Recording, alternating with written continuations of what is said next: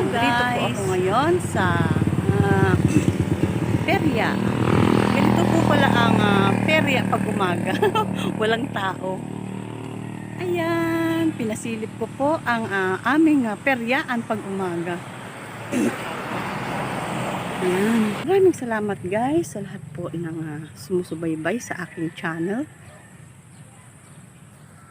Peryaan. Pag umaga po pala guys, ganito ang itsura niya. Hello guys. Ganito po pala ang perya pag umaga. Walang tao. Ayan. Ayan. Walang araw. Mataas na. Ayan ang perya guys pag umaga. Walang katao-tao.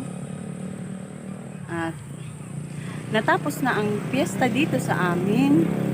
Kaya uwian na ang mga tao at mamayang gabi na naman siguro pagkatapos ng malapit rin kaya ang ano dito sa aming lugar. Maraming salamat guys sa lahat po ng sumusubaybay sa aking channel.